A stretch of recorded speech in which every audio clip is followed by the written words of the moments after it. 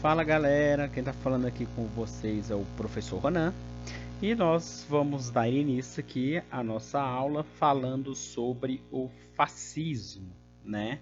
Enfim, chegamos a um tema, né, que foi tão pesquisado aqui no Brasil nesses meses de maio e de junho, né, de 2020. Então agora a gente vai entender um pouco do que se trata essa corrente política, né?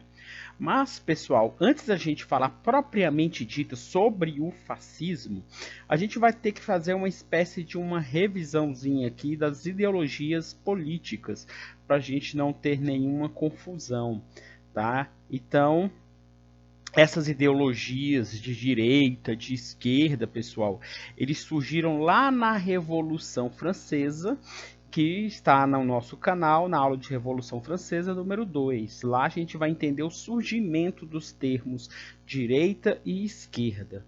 Mas aqui a nossa aula é sobre fascismo.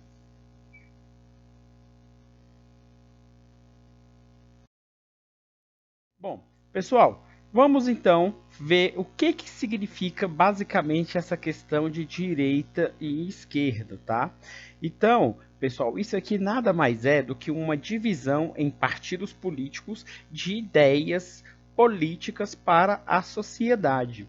Não quer dizer necessariamente, pessoal, que esquerda é sempre oposição ou que direita é oposição. Isso não tem uma ligação. O que nós sabemos é que são ideologias diferentes, né? São ideologias que se opõem, tá? Mas não necessariamente são opostas. Então, por exemplo, se há um governo de esquerda governando algum país no mundo, a direita naturalmente será a oposição. E se tiver um governo de direita em algum dos países do mundo, os partidos de esquerda naturalmente serão oposição. Tá? Então, não necessariamente um ou outro é oposição. Vamos aqui, pessoal, o que seria basicamente as ideias de um partido de esquerda, né? As principais características de uns partidos de esquerda, galera, são que eles defendem muito essa questão dos direitos dos trabalhadores. Então eles trabalham muito nessa causa, principalmente quando surgiu, na causa operária, né? Então, assim, eles defendem transformações sociais profundas, né, e aumentar a igualdade social, até mesmo acabar nessa pirâmide social, deixar mais ou menos todo mundo dentro de um mesmo, né, de um mesmo patamar econômico e social aí. Já os partidos de direita, pessoal, eles já defendem ideias mais conservadoras, tá? Então, os partidos de direita, eles geralmente são associados aos grandes empresários, né? Aos empresários, por isso que a imagem ali dos empresários, né? Então, pessoal, os partidos de direita, eles necessitam que haja uma ordem, né? Para eles, como eu gosto de falar, para conter a baderna social, evitar greves, sindicatos ou coisas desse sentido aí. Então, tem que ter o respeito à autoridade, principalmente a figura do presidente, de rei, do governador, enfim, como a gente vai ver aqui na Europa, né, do século XX. Pessoal, é importante a gente dizer que não existe verdade absoluta, não existe um partido que é certo ou outro que é errado, né? A direita que é correta, a direita é melhor, não existe isso, a esquerda que é correta, a esquerda que é melhor, isso não existe. É só uma questão de onde você se enquadra, mas é muito importante, pessoal, ter partidos de direita e ter partidos de esquerda em uma democracia. Essa divergência partidária, né, ao contrário do que é pregado hoje, que o pessoal, né, gosta muito de querer ter um partido só. Então, assim, essa divergência partidária é que fortalece a democracia nos países aí. Tá? Então agora, pessoal, a gente vai falar dois partidos, né, que são partidos de esquerda e de direita também, mas são partidos que nós denominamos de extremistas. Então, o que é um partido extremista, pessoal? São partidos radicais, né? São aqueles partidos que não aceitam oposição nenhuma. Então, dentre eles, pessoal, estamos aqui falando do Partido Comunista, que é um partido radical, um partido extremista de esquerda, tá? Então ele defende que haja uma revolução socialista, que o povo vai para as ruas lutar pelos seus direitos para acabar com o capitalismo, né? Então a gente já falou, só teve aula sobre os comunistas, né? Então quem tiver alguma dúvida é só ir lá nas aulas de Revolução Russa, que a gente falou bastante dos ideais comunistas, tá? E os outros, pessoal, o radical de direita é justamente o fascismo. Tá? Então, aqui, para ficar claro para vocês, existe o partido de direita e o partido de esquerda. Existem os partidos radicais de direita e os radicais de esquerda. Então, no caso do fascismo, é um partido radical de direita, que a gente chama de extrema direita, tá? Então, assim, como a gente percebeu, eles odeiam os comunistas e os comunistas odeiam eles. Então, são antagônicos esses dois partidos aí. Tá? Eles defendem uma ditadura para poder acabar com o que eles chamam, a gente já falou aqui, com as badernas sociais, né? E salvar aí um empresário e o capitalismo. Pessoal, a gente não vai aprofundar nesse slide aqui sobre o fascismo, porque o fascismo é o nosso objeto direto dessa aula, o nosso objeto de estudo dessa aula aqui. Então nós iremos detalhar o fascismo no decorrer dos próximos slides. Tá? Então isso aqui é só para a gente ter uma noção da diferença onde cada um fica aí dentro da sociedade. E além deles, pessoal, para quem... Então, para quem não se enquadra em nenhum dos partidos de direita ou de esquerda, ou gosta de ações da esquerda e gosta de ações da direita também, né, não se identifica 100% com um lado, existe aí, pessoal, que a gente chama de o centro, que na Europa eram chamados de liberais. Tá? Então eles representam aí o partido de centro, tá? Pessoal, eles defendem o capitalismo, normalmente defendem o sistema capitalista, tá? Só que ele defende as liberdades democráticas. Se a gente for pegar os partidos mais extremistas, defendem aí ditadura. E aí, pessoal, eles são contra tanto os comunistas quanto os fascistas. Normalmente, pessoal, quem é de centro, ele se opõe aos extremos, tanto extrema direita quanto extrema esquerda. Então, o partido de centro, normalmente, pessoal, são eles quem governam os países, tá? Porque, ora, eles estão governando com o partido de esquerda, ora, eles estão governando aí com o partido de direita, tá? Mas nunca com os extremos. Pessoal, isso aqui é só um resuminho para a gente entender como estava a Europa, para a gente poder entender o nascimento e a proporção que ganhou o fascismo europeu. Falando aí de Europa, galera, tá? Então, ó, após a Primeira Guerra Mundial, pessoal, a cada eleição parlamentar que passava lá nos principais países europeus, os trabalhadores estavam se unindo em torno dos comunistas, os ideais comunistas, né, principalmente aqueles dos intelectuais Karl Marx, Friedrich Engels, eles ganhavam força entre a classe trabalhadora e eles estavam se unindo e elegendo deputados que representavam essa comunidade trabalhadora, que são os deputados comunistas. Então, após a Primeira Guerra Mundial, ainda mais com aquele período de crise que veio em alguns países europeus, porque a guerra foi lá na própria Europa, né? Então, muitos comunistas estavam ganhando espaço dentro da sociedade europeia. E isso, pessoal, estava levando pânico para os grandes empresários, né? Então, assim, os grandes empresários estavam apavorados. Por quê? Porque a classe trabalhadora estava ganhando poder político, né? Elegendo os deputados, que eram os deputados que fazem as leis. Então, quanto mais deputados comunistas, mais deputado de esquerda estiver eleito, mais as leis vão beneficiar os trabalhadores, né? E menos ao próprio empresário. E isso estava incomodando muito esses empresários aí.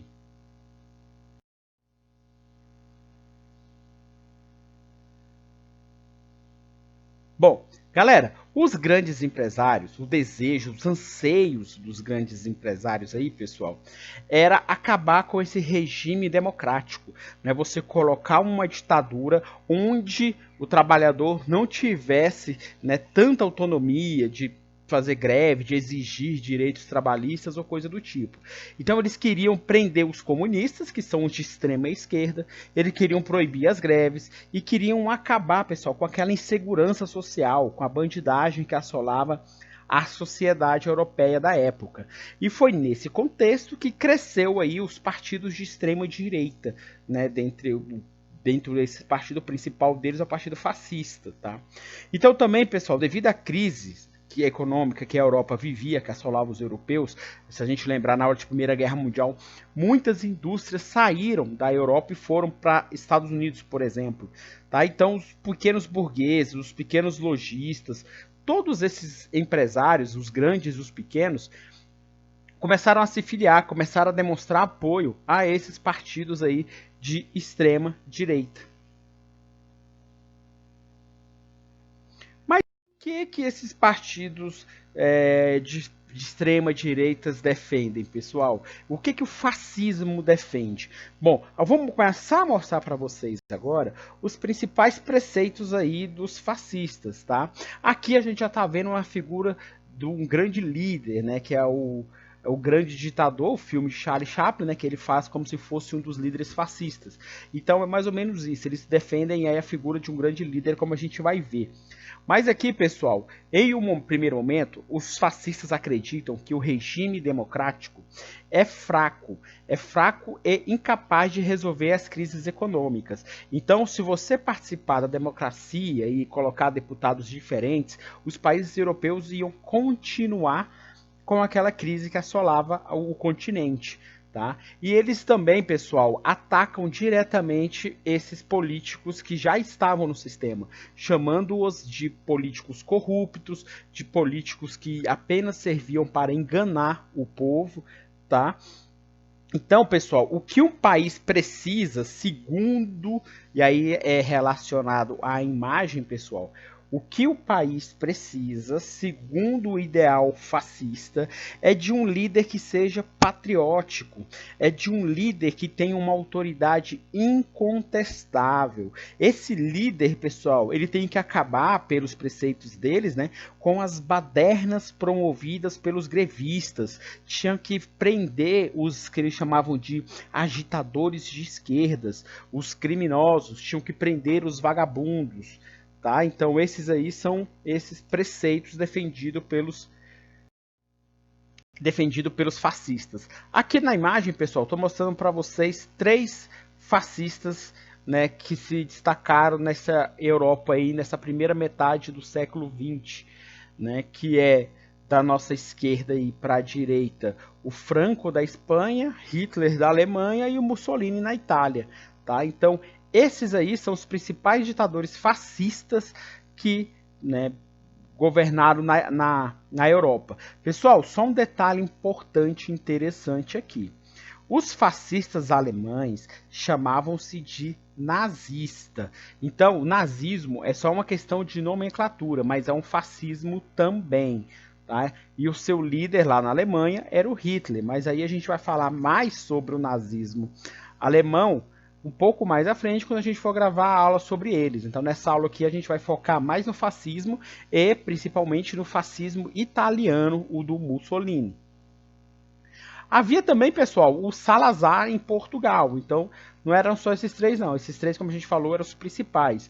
E tem outra característica, pessoal, quando você faz uma pesquisa e você coloca lá totalitarismo, desculpa, que são os regimes ditadores da Europa, aparece muito o Stalin. Só que o Stalin, pessoal, era um ditador também, como a gente falou lá na Revolução Russa, aula 2. Só que ele era um ditador de esquerda, ele era comunista. Então por isso que ele não aparece aqui na nossa aula de fascismo, porque fascismo é extrema direita, comunismo extrema esquerda, ok?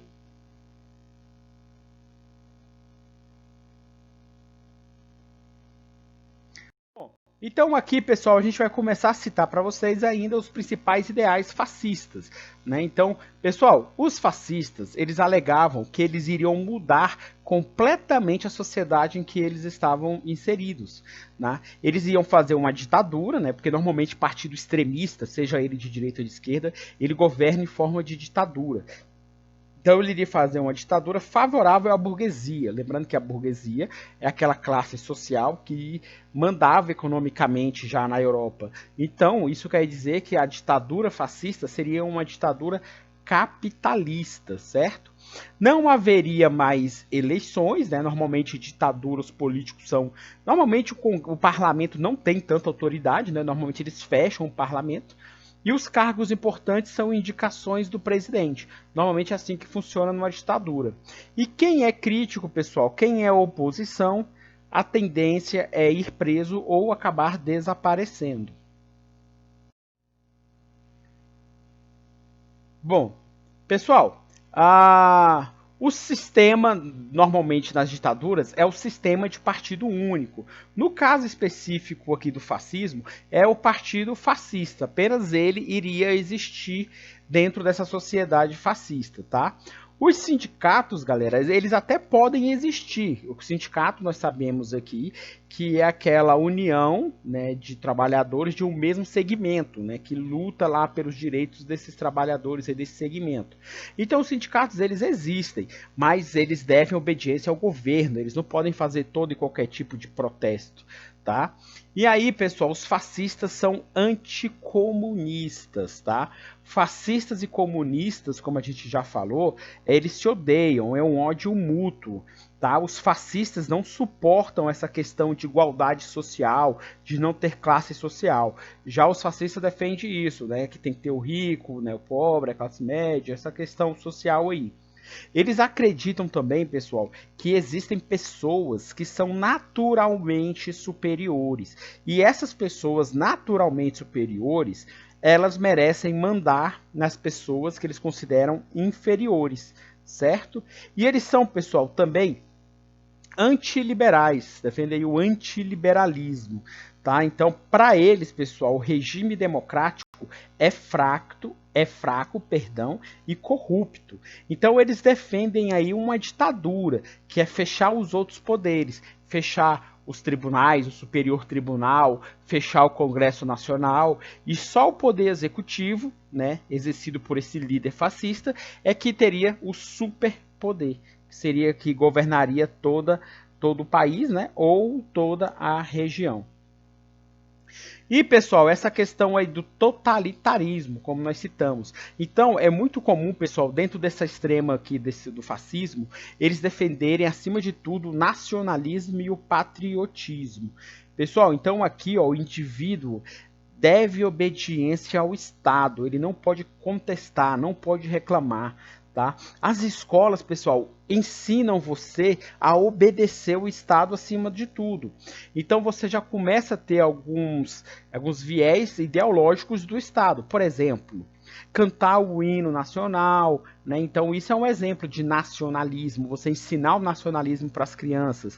Havia, pessoal, aqui no Brasil, muitos aí dos pais de vocês, dos avós, devem ter estudado nas escolas públicas algumas matérias chamadas de EMC, por exemplo, que era Educação Moral e Cívica, OSPIB, que era Organização Social da Política Brasileira. Que matérias eram essas, pessoal? Matérias que pregavam ícones do Estado e ensinavam o patriotismo, o nacionalismo, obedecer o Estado, a questão, né, da obediência para os alunos. Então é comum ter isso na ditadura, tá? Esse nacionalismo aí.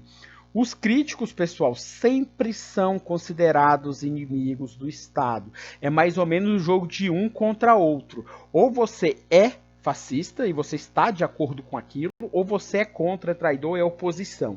Tá? É como se fosse assim, não existe o meio termo, você não pode estar apenas na sociedade sendo crítico. Ou você está junto, ou você é oposição cerrada, tá?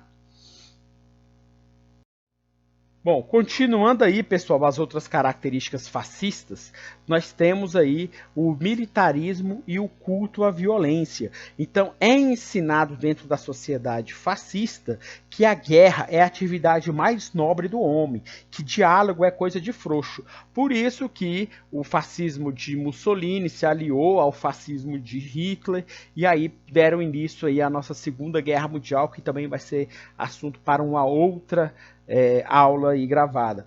Mas aqui, pessoal, eles defendem isso, que a guerra é a atividade mais nobre de um homem. E como convencer as pessoas a lutarem em seu nome, em nome da sua ideia? Através do nacionalismo, pessoal, falando, ó, você vai ter que defender o nosso país está acima de tudo e você tem que ir. Então era assim que as pessoas eram convencidas a ir para a guerra, através do nacionalismo. Então, pessoal, o nacionalismo fascista é um nacionalismo xenófobo. O que é isso, galera? Isso aqui é, primeira coisa, pessoal, é muito importante a gente deixar isso claro, né, antes da gente dar sequência. Nem todo nacionalista é fascista. Tá bom, pessoal? Às vezes você pode ser nacionalista, cantar o hino nacional e tudo, mas sem ser fascista. Pessoal, a questão da xenofobia é aquela questão de o ódio ao estrangeiro, como a gente está vendo aí na imagem. Então é como se você considerasse o estrangeiro, o imigrante, uma ameaça. Ele está tomando nosso emprego, eles estão habitando a nossa cidade. Então é comum na sociedade fascismo essa xenofobia, né, essa aversão aí a estrangeiros. Bom, pessoal, existe também essa questão do racismo, tá? Então, para os fascistas, a raça branca é superior. Então, pessoal, vocês podem observar nos governos fascistas, se você pegar todos os chefes de estados indicados pelo líder, sempre, né, sempre não, mas a grande maioria, mais de 80, 90%, são compostas por homens e brancos, tá? Então dificilmente você consegue ver negros, você consegue ver índios, mulheres, né? Esse grupo que é considerado aí minoritários, você não vê. Então os fascistas defendem isso, tá? Que a raça branca é a superior. Tá? Então essa pureza racial eleva, engrandece um país. Então isso é uma característica que eles defendem aí. Então essa característica, pessoal, de que a raça branca é a superior, é que levou perseguições a outros povos, né? Como aos negros, né? A gente está falando de racismo, aos ciganos, aos judeus. Pessoal, é importante dizer aqui, pessoal, que o fascismo ele defende a religião cristã. E quando a gente fala aqui de Itália, que é o que a gente vai abordar logo mais, é um cristianismo católico. Então, eles perseguiam o judeu por quê? Porque eles alegavam, pessoal, que os judeus eram traidores porque não acreditavam que Jesus Cristo era o Messias, era o profeta. Né? Então, se você pegar o cristianismo, surgiu do judaísmo. Só que a diferença está nesse ponto. Que na Bíblia lá ele fala no Antigo Testamento que vai vir um Messias, um profeta, um enviado de Deus para salvar. Então o cristão acredita que esse Messias é Jesus Cristo.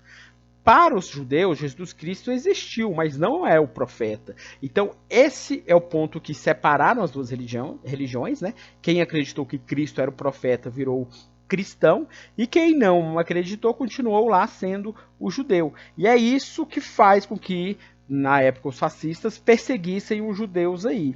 Tá? E outra coisa, pessoal, eles defendiam também a submissão da mulher ao homem, né, ao marido, a figura do homem era uma sociedade meio patriarcal. Tá? Eles defendiam a eliminação dos homossexuais, tinham que matar, né, e de povos considerados inferiores. Tá? E a questão, pessoal, do culto ao chefe supremo. Tá? Então, assim, o chefe fascista, o líder fascista, ele é idolatrado como se fosse um deus aqui na Terra. Então, normalmente, ele é tratado como infalível. Tudo que ele faz, existe um porquê. Tá? Então, ninguém consegue visualizar, né, os erros do líder fascista. Ele sempre está certo. Tá? Como se fosse lá no absolutismo, a teoria do direito divino. Tá? Então, pessoal, normalmente esse chefe supremo ele ganha uma espécie de alcunha, como diria Gustavo Lima, né? É um apelido carinhoso, porque um apelido carinhoso é mais difícil de esquecer. Tá? Então, por exemplo, o Mussolini era chamado de Duce, né? que vem do latim, né? E que quer dizer o quê? Líder. Então ele era chamado de Duce. Então as pessoas tratavam ele como Duce, que quer dizer líder. Para dar um outro exemplo, Hitler, né, era chamado de Führer. Führer já vem do germânico, do alemão, que quer dizer que tem mais já alguns significados, né? Quer dizer como se fosse líder também, condutor, guia. chefe. Então, normalmente, o líder fascista, pessoal, ele é considerado como um pai da nação, é um pai simbólico, tá? Ele protege a nação toda com sua autoridade. E temos a questão do irracionalismo, tá, pessoal? Ou seja, para a teoria fascista, a verdade é aquilo que o mais forte consegue impor. Então, por isso que se valoriza muito aqui a questão da propaganda. Muitos nem sabem do que estão falando, mas estão propagando aquilo, né, que o sistema quer que ele propague. Então, por exemplo, a propaganda ela é usada de diversos modos, mas ela foi feita para falar bem do governante ou falar bem do governo, do líder. Tá? Mas a intenção mesmo dessa propaganda, pessoal, é manipular a consciência das massas. É aquele velho ditado utilizado: uma mentira repetida 1000 vezes se torna uma verdade. Tá? Então, galera, já é também lá de Aristóteles, né, voltando aqui um pouco, entrando aqui um pouco na filosofia e na antiguidade. O Aristóteles dizia, pessoal, que o importante não é o que você fala, e sim como você fala. Então, esse racionalismo, mesmo o cara estando errado, ele falando de forma que convença, a massa toda acaba acreditando e continua a idolatria e o culto à personalidade. Bom, pessoal, aqui a gente agora já está entrando aqui na Itália, tá? Então a gente está aqui falando da bandeira italiana com a águia e o símbolo fascista aí ao fundo, tá? Então o contexto do fascismo na Itália, pessoal, tem muito a ver com a Primeira Guerra Mundial, tá? Então, pessoal, após a Primeira Guerra Mundial, a Itália perdeu mais do que ganhou. Se vocês lembrarem da nossa aula lá de Primeira Guerra Mundial, nós vimos o seguinte, que a Itália entrou de um lado da guerra, tá, do lado da Alemanha, do Império Austro-Húngaro, e durante a guerra, a Itália muda de lado, para o lado da Entente Cordiale, né? Ele vai para o lado da França, para o lado da Inglaterra, porque ele queria ganhar alguns territórios, né, no final da guerra. E, pessoal, depois que acabou a Primeira Guerra Mundial, a Itália não ganhou esses territórios prometidos, né? Então, ou seja, ela mudou de lado e acabou não ganhando esses territórios. Então, ela ficou com todo esse ônus da guerra. Ela ficou com essa crise, com essa conta aí pesada para pagar. Então, isso gerou crise econômica dentro do território italiano, pessoal. Tá? Então o país estava à beira de um passo, né? Estava à beira de uma revolução socialista. A classe trabalhadora, galera, estava lá cada vez mais ligadas aos ideais comunistas e aos ideais anarquistas. Se você pegar nesse momento de guerra que veio muitos imigrantes italianos para o Brasil, né, o anarquismo veio com esses imigrantes italianos. Então isso já estava crescendo muito entre a classe trabalhadora italiana. Então, pessoal, aumentava muito esse número de greves, né, de revoltas operárias, né, paralisações, protestos. Isso crescia muito dentro da Itália. E como a gente viu, isso assusta muito a figura do patrão, a figura do proprietário. Aí, como eu falei para vocês, é o símbolo do fascismo, tá? E aí surgiu, galera, esse movimento fascista. Sim, galera, ele era apenas um movimento. Ele surgiu como um movimento e só depois que ele foi ganhando força e virou partido político, tá? Então ele foi criado aí por Benito Mussolini, tá? Então ele foi criado, pessoal, e ganhou força no meio de um grupo específico, mas ele atendia aqueles italianos que reclamavam dessa situação da Primeira Guerra Mundial que eu falei para vocês no slide anterior, do fato da Itália ter mudado de lado porque ele queria ganhar territórios, e mesmo tendo mudado de lado, mesmo estando agora do lado vencedor da Primeira Guerra Mundial, eles não ganharam território. Então, a revolta desse povo aqui levou ao surgimento e ao fortalecimento do movimento fascista. Tá? Então aí, pessoal, já é o símbolo do Partido Nacional Fascista Italiano, certo? Então essa já é até a bandeira deles. Então, pessoal, como a gente falou, foi nesse grupo aí que eles cresceram rapidamente. Então, ao apoio que eles conseguiram, apoio dos ricos, e que esses ricos até financiavam esse partido, os ex-combatentes lá da Primeira Guerra Mundial, os neuróticos de guerra, pessoal, aquelas pessoas que ficaram com traumas psicológicos, né, por terem participado da guerra, ter visto muitas mortes, né? Então essas pessoas também se filiaram ao Partido Fascista. Os policiais, aqui, pessoal, ó, desempregados camponeses e marginais. Havia promessa, havia aquela ilusão de que se o fascista crescesse, o movimento fascista virasse partido, todas as pessoas teriam empregos, iam acabar com o preconceito, ia acabar com a violência, né? A polícia ia proteger todo mundo. Então tinha essa sensação, né, entre essas pessoas aí marginalizadas, né, do emprego e tudo. Então eles acabaram apoiando esse movimento aí. E, pessoal, em 1921, o partido torna-se o Partido Nacional, né? Partido Nacional Fascista, tá? Então, como eu falei, pessoal, acreditavam que a Itália ia sair desse momento de crise com esse partido fascista. Então, por isso ele ganhou tanto apoio assim. Esse pessoal, como a gente falou, é o líder, né? O Benito Mussolini, líder dos fascistas italiano aí. E aí é o lema, pessoal, dele para o partido. E é o lema do Partido Nacional Fascista, que é tudo no Estado. Observe a grafia, pessoal, da palavra Estado. Como ela está escrita com letra maiúscula no meio de frase, é porque a gente está se referindo ao país. E que país a gente está se referindo, galera? A gente está se referindo aí ao país Itália. Então, ó, tudo no Estado, né, que é tudo na Itália. Nada contra o Estado, nada fora do Estado. O indivíduo está subordinado às necessidades do Estado. Como assim, professor? Então aqui, pessoal, é claramente aquela questão da sua perda do seu direito individual.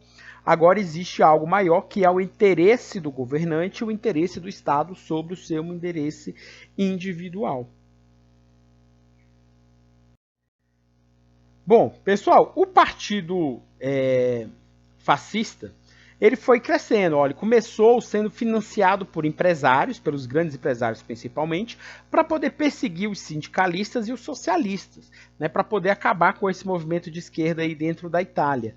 Tá? Então, a característica, né, a perda nesse partido foi crescendo depois, pessoal, não necessariamente com o dinheiro desses empresários. Então, depois ele foi ganhando ideias próprias, projetos próprios, aí ele foi crescendo. Mas ele pregava esse nacionalismo extremado. Isso quer dizer o quê?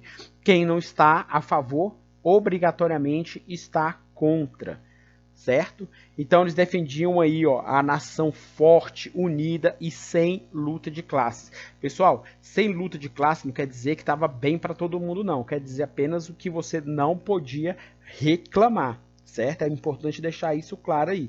Outra coisa, pessoal, os fascistas, né, eles nunca abandonaram a prática de agredir fisicamente seus adversários. Então, enquanto ele era movimento e virou partido, isso continuava existindo aí.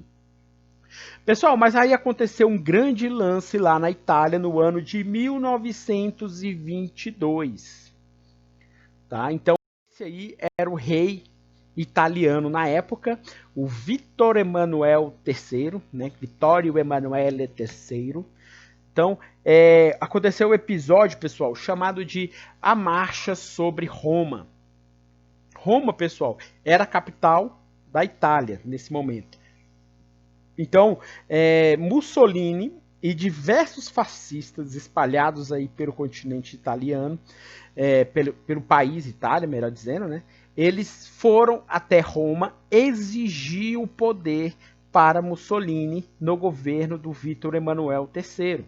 Tá? Então, Mussolini, com milhares de fascistas, foram exigir o poder. E que poder que ele queria, pessoal? Ele queria o poder de primeiro-ministro, né? Porque lembrando que a Itália era parlamentarista. Então, pessoal, pressionado pela burguesia, o rei ele teve que ceder. Ele viu aí que ele ia perder, ele corria o risco até de perder o cargo dele para o Mussolini. Então, ele nomeou Mussolini, né, para o cargo de primeiro-ministro italiano.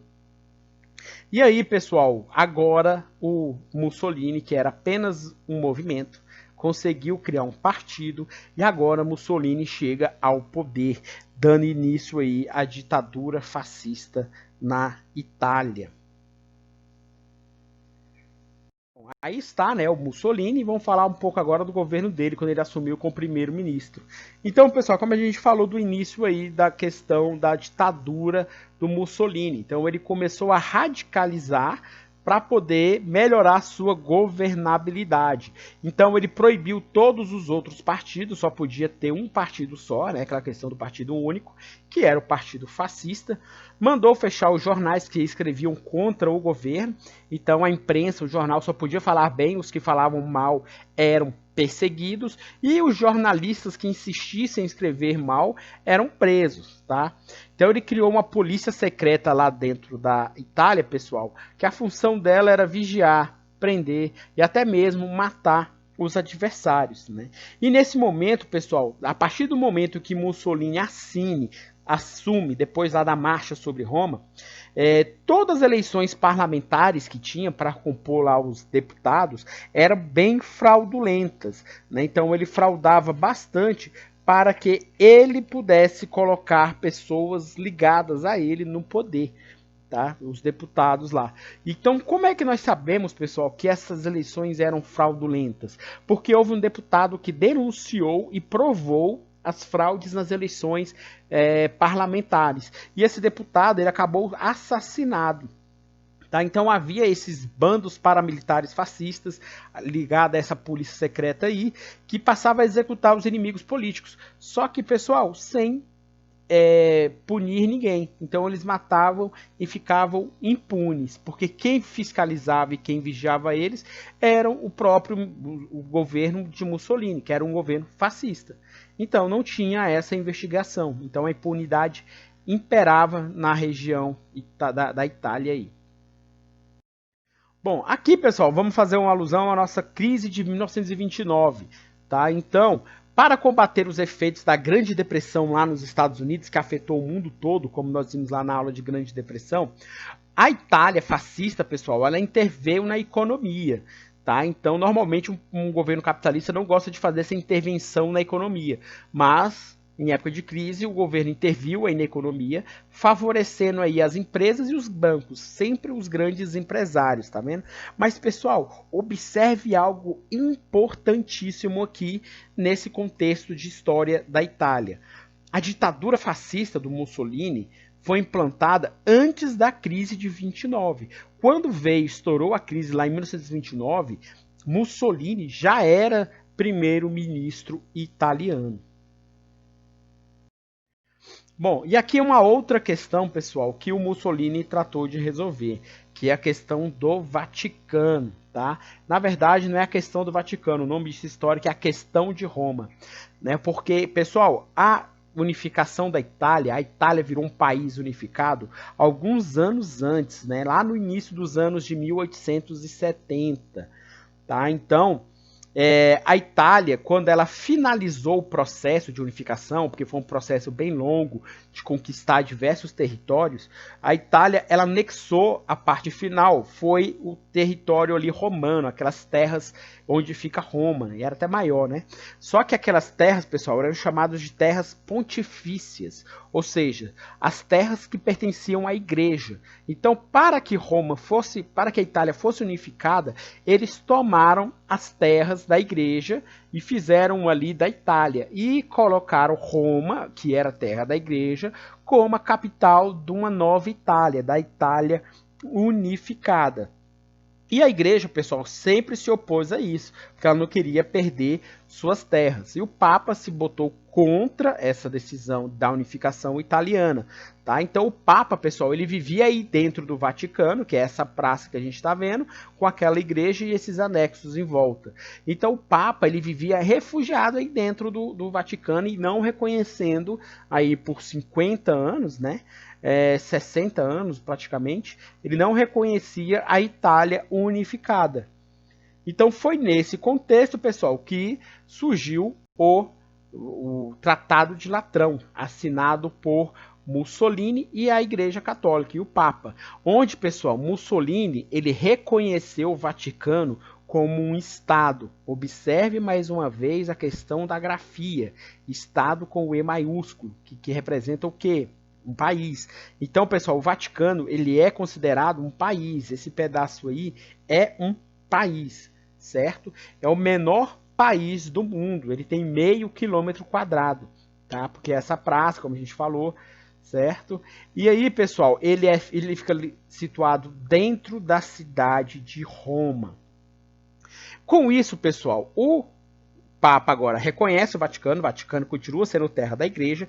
Em troca, a Igreja Católica reconhece o Mussolini, o governo do Mussolini, a Itália unificada e tudo. Mas, galera, existe um outro ponto importante a gente falar aqui. Ó. A Igreja era muito hostil com os comunistas. Né? Por quê, galera? Grande parte dos comunistas são ateus, tá? E a igreja também pregava, pessoal, que as desigualdades sociais eram determinadas por Deus, Deus que queria sim. E o socialismo, para eles, essa política contrária, era heresia, crime contra a fé católica. E uma outra característica importante, pessoal, a gente já falou aqui, o que os fascistas defendem?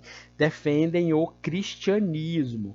E logo, pessoal, na Itália, a Itália é um país católico, então na Itália eles defendiam o catolicismo. Então, por isso que Mussolini, muito católico, acabou assinando aí o Tratado de Latrão e tendo a igreja agora ao seu lado. Ele perdeu a oposição da igreja e passou a ter a igreja como aliada no Tratado de Latrão.